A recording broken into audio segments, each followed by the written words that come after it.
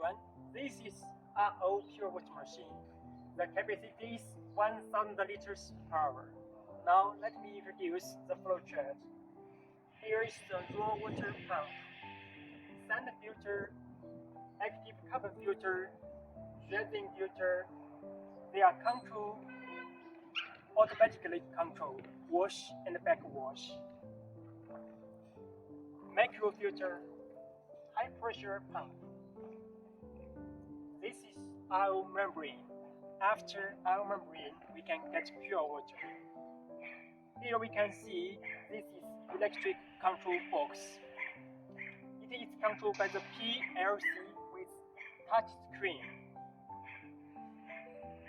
This is raw water conductivity, pure water conductivity, pure water flow meter, wastewater flow meter, pressure after our membrane, pressure front our membrane, softener pressure,